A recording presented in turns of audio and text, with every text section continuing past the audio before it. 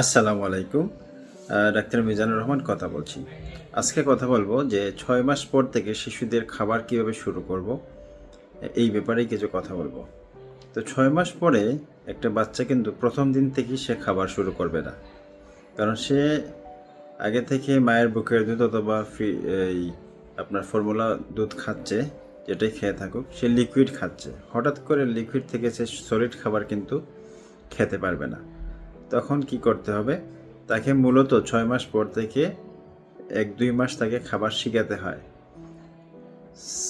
আগে লিকুইড খাবার খাইছে, তরল খাবার, এখন তাকে একটু সেমি সলিড দিতে হয়, আমরা যেটা বলি খিচুড়ি। আপনি চাল, ডাল, সয়াবিন তেল, সবজি মিক্স করে একটু একটু খিচুড়ি দিবেন ২ বেলা। অল্প অল্প তার মুখে দিবেন। কারণ হচ্ছে আগে বুকের দুধ খাইছে, এখন তো সে সলিড খাবার বা শক্ত খাবার খেয়ে অভ্যস্ত না। প্রথমে তার মুখে দিবেন, দেখবেন সে মুখ থেকে ফেলে দিচ্ছে। মুখে দিলে তার বমির ভাব হয়, কারণ সে আগে তো চিবানো শিখে নাই, সে গিলা শিখে নাই শক্ত খাবার, এগুলা শিখতে তার একটু সময় লাগবে। মারা একটু ধৈর্য ধরে আপনারা চেষ্টা চালিয়ে যাবেন, অধৈর্য হবেন না।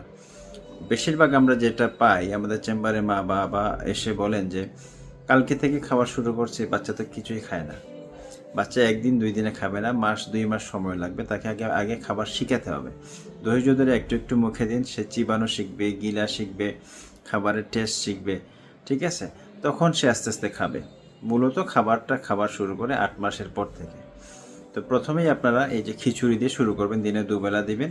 যখন একটু একটু খাবে, আর কিছুদিন পরে এই দুবেলা খাবারের পাশাপাশি দুবেলা নাস্তার মতো, যেমন একবেলা ডিমে একটু কুসুম দিতে পারেন বা সাদা অংশ, আরেকবেলা একটু কলা দিলেন, ফলমূল দিলেন, আপেল সিদ্ধ করে চেঁচে চেঁচে সেটা খাওয়াইতে পারেন।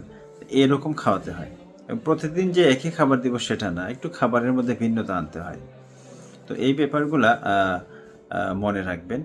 আর যদি বাচ্চাকে ২ মাস ৩ মাস সময় নিয়ে তাকে খাবারের অভ্যাসটা তৈরি করতে পারেন, তাইলে দেখবেন পরবর্তীতে বাচ্চা ভালোভাবেই সুন্দর মতো খাবার খাবে।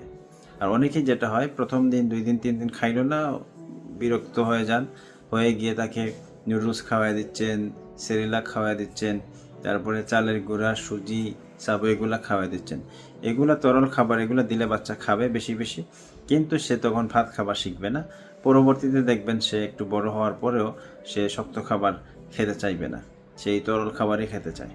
সুতরাং তার অভ্যাস গড়ে তুলুন এবং তাকে পুষ্টি সমৃদ্ধ খাবার দিবেন। শুধু কতটুকু খাইলে সে ব্যাপারে খেয়াল না করে কতটুকু পুষ্টি গুণসম্পন্ন খাবার খাচ্ছে সেদিকে নজর দিবেন। ধন্যবাদ সবাইকে।